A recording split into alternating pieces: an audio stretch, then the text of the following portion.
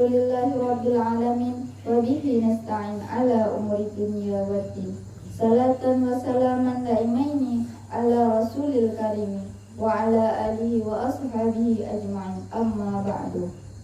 Puji beserta syukur mari sama-sama kita panjatkan kehadirat Allah Subhanahu wa taala, yang mana oleh Allah yang masih memberikan kita kesempatan untuk hadir pada malam yang berbahagia ini. Salawat serta iringan salam mari sama-sama kita hadiahkan ke pangkuan alam, yaitu baginda Nabi besar Muhammad sallallahu alaihi wasallam, seorang hamba yang merupakan kekasih Allah. Ta'zim wa takrim saya kepada pimpinan Balai Al-Alif Malikus Saleh beserta keluarga beliau sekalian.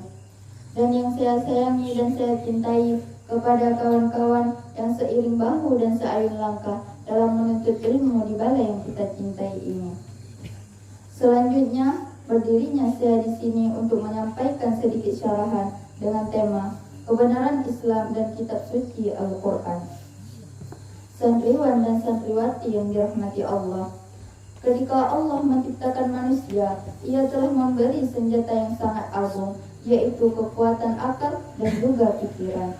Faktor yang terbesar yang membedakan antara manusia dan makhluk lainnya, yaitu manusia mempunyai jiwa dan pikiran di samping badannya, sehingga ia dapat berpikir dan menilai semua peristiwa dengan pikirannya.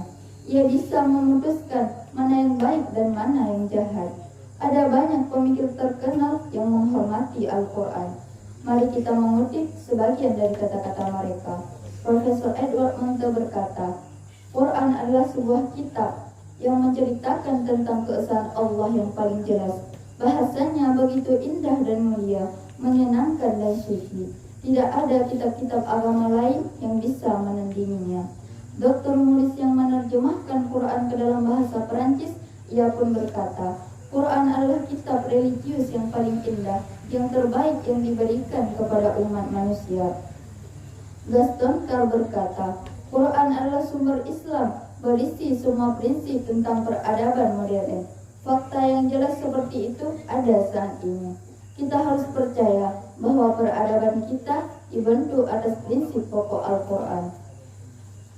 Santriwan dan santriwati yang dirahmati Allah, intisari Islam adalah suatu agama yang bersih dari semua takhayul, menolak yang salah dan memerintahkan kebersihan jasmani dan juga rohani.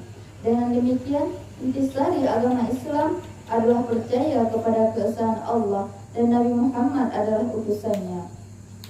Di dalam Islam, seorang nabi adalah manusia biasa, bukan malaikat, tetapi ia sempurna dan selalu terjaga dari kesalahan atau biasa disebut dengan sifat mazmum.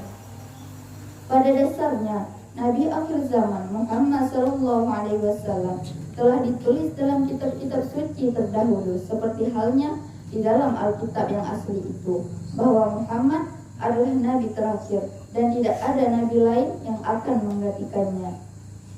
Percaya akan Nabi Allah berarti percaya kepada semua larangan dan perintah yang telah dimuat di dalam Al-Quran.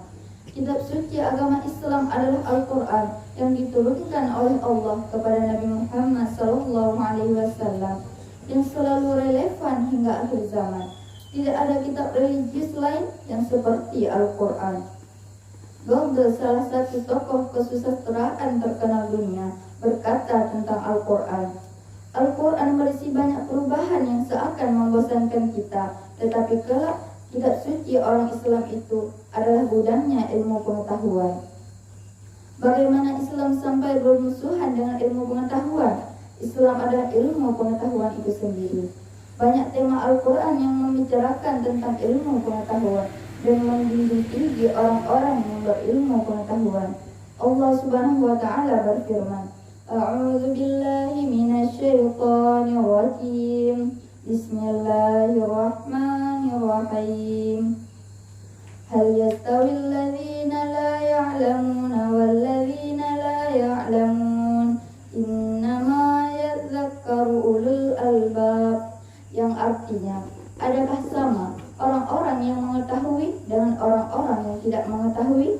Sesungguhnya orang yang berakal lah yang dapat menerima pelajaran. Quran Surat Az-Zumar ayat 9. Shadaqallahul azim.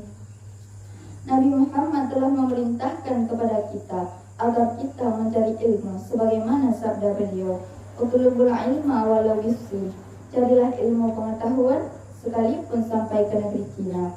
Pergi dan belajarlah meskipun ilmu pengetahuan itu di ujung dunia. Hadis yang lain juga menyatakan, "Utlubul ilma minal mahdi ilal lahdi."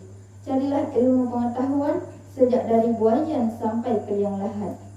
Santriwan dan santriwati sekalian, inilah pidato dari saya. Jika ada kesalahan dan kekurangan, saya minta maaf sebanyak-banyaknya.